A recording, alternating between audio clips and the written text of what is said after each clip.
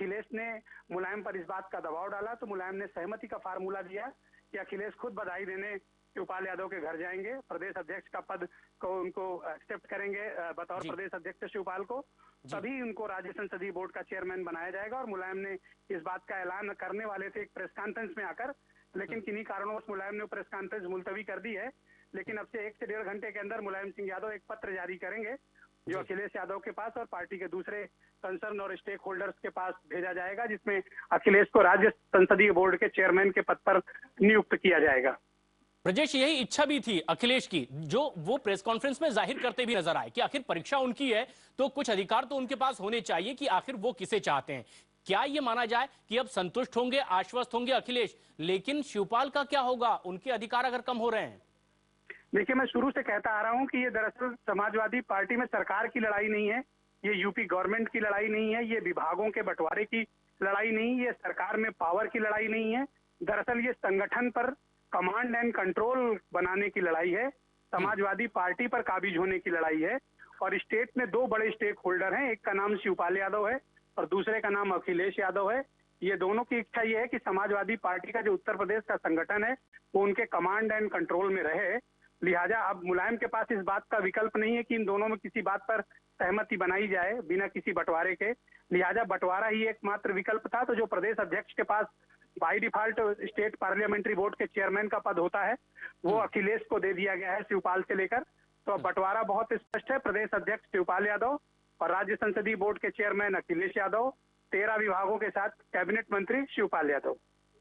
ये एक बड़ा फैसला भी है और इसी की ये खींच भी सामने आ रही थी, लेकिन क्या पीडब्ल्यूडी महकमा अभी भी एक फांस की तरह उलझा होगा?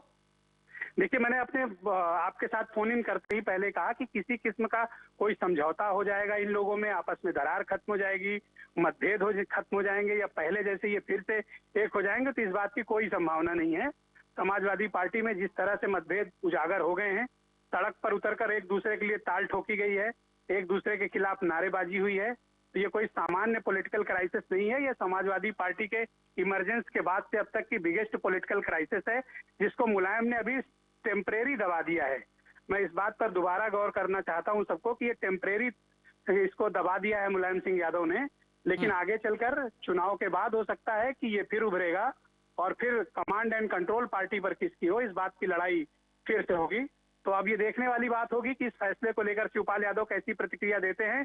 लेकिन मुलायम सिंह यादव ने आज सुबह जब शिवपाल यादव को तकरीबन 11 बजे घर पर बुलाया था, उस वक्त उनको इस फैसले की जानकारी दे दी गई थी।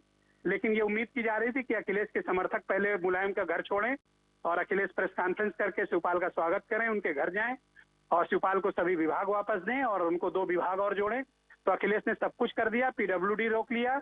तो जाहिर सी बात है कि मुलायम के पास भी विकल्प कम बचे हुए, उन्होंने संसदीय बोर्ड के चेयरमैन पर अखिलेश की नियुक्ति कर दी है। 2 घंटे बाद ऑर्डर जारी होंगे। ब्रजेश, बहुत अहम मसला पॉइंट आउट कर रहे हैं कि ये फौरी तौर पर हल निकाला गया है, लेकिन भविष्य में कुछ चीजें निकलकर सामने आ सकती है। कौन सा ऐसा मसला है जो लगता है कि भविष्य में एक बार फिर इस तरह का फसाद खड़ा कर सकता है पार्टी के भीतर, परिवार के भीतर? देखिए, बहुत महत्वपूर्ण प्रश्न आपने किया और इसका जवाब भी उतना ही जरूरी है दर्शकों के लिए जानना, क्योंकि इसका जवाब जाने बिना इस तरह की बात अधूरी है। अब 2 मामलों पर अभी बात आगे बढ़ेगी, क्योंकि प्रदेश अध्यक्ष शिवपाल यादव बने हैं तो संगठन में कौन रहेगा, समाजवादी पार्टी की स्टेट यूनिट में कौन कौन रहेगा, ये तय करने का अधिकार सिर्फ शिवपाल यादव को है। और शिवपाल के जितने भी लॉयलिस्ट हैं, इस मामले में इस पूरे में डिवीजन हो चुका है कि कौन शिवपाल के साथ है, कौन अखिलेश के साथ है। तो जितने भी शिवपाल के लॉयलिस्ट हैं वो सब संगठन पर काबिज होंगे। तो जब संगठन पर काबिज होंगे तो अखिलेश की बात सुनी नहीं जाएगी। अब दूसरी महत्वपूर्ण बात होगी कि अखिलेश अपने लोगों को तो संगठन के भीतर अगर एकोमोडेट करना चाहेंगे तो शिवपाल होने नहीं देंगे। दूसरी बात, अगर संसदीय बोर्ड में जब टिकट तय होगा तो चेयरमैन अखिलेश यादव होंगे, वो शिवपाल के लोगों को एकोमोडेट होने नहीं देंगे। झगड़ा यहाँ से शुरू होगा और ये निश्चित है कि समाजवादी पार्टी में आने वाले दिनों में टसल और बढ़ेगी। हो सकता है कि जो आज शक्ति प्रदर्शन 48 घंटों से चल रहा है, ये आगे के समय में और बड़ा रुख अख्तियार करे। तो मैं फिर इस बात को रिपीट कर रहा हूं कि मुलायम ने टेम्परेरी युद्ध विराम कराया है, संघर्ष अभी आगे आने वाले वक्त में बहुत बढ़ेगा। शुक्रिया ब्रजेश। ईटीवी के एडिटर ब्रजेश मिश्रा बहुत अहम बात बता रहे हैं कि